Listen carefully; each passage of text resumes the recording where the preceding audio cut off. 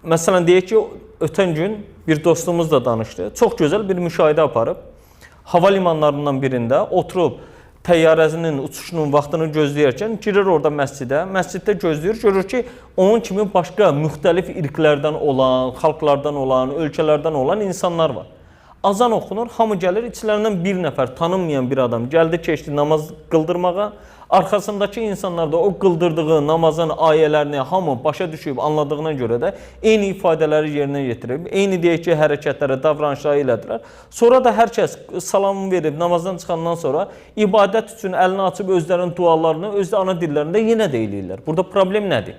Ərəb dilində olanda niyə problem olur və yaxud da başqa dildə olanda niyə problem olmalıdır? Sadəcə olaraq eyni dildə olan bir məsələnin müsbət tərəfi odur ki, insanları bir araya gəlib həmin eyni ifadələri işlətməklə başa düşülməsi buna haqq qazandırır, bəraət qazandırır və salam. Əsas mahiyyət bundan ibarətdir.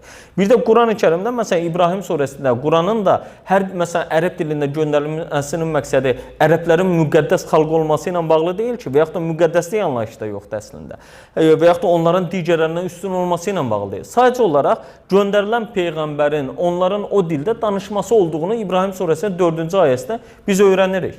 Yəni bu günləri Musa Peyğəmbər təsəvvür edin, Azərbaycana gəlib ivrit dilində orada danışır, keçmiş deyək ki, İbrani dilində. Azərbaycana gəlib, məsələn, ivrit dilində kitab gətirsə, bu ziddiyyət olmazmı? Bir-birinə tərslik olmazmı? Xeyr ola. Mən ivrit dilini mi öyrənməliyəm məcburam? Bu günlərimdə insanlar dilimizdə olan tərcümələri oxuyub, namazda oxunan ayələrin həqiqətən mahiyyətinin nə olduğunu başa düşüb, yenə də əslinə uyğun olaraq ibadət eləmələri bu mənim şəxsi görüşümdə daha uyğundur, daha gözəldir. Amma bir dənə şou düzəltmək üçün, güya qərbəliyi hansı dildə qılmaq üçün, qardaş deyirəm, yetər ki qıl. Hansında qılırsan qıl, yetər ki qıl. Namazı hər kəs öz dilində qıla bilərmi? Xeyr. Namaz ibadətdir. İbadətlər də təvqifidir.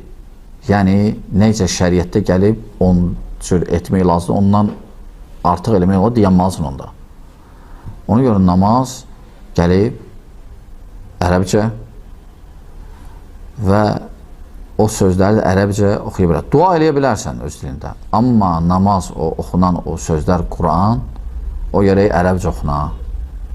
Çünki başqa dil o ərəbcə olan mənanı tutmaq olmur. Özünüz də görürsünüz ki, hər dildə neçə dənə tərcümə var.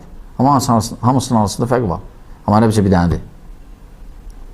Hər bir dil istəyib ki, o mənanı tutsun, tuta bilməyib.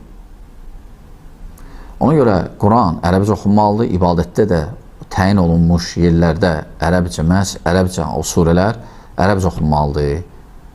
Və salam.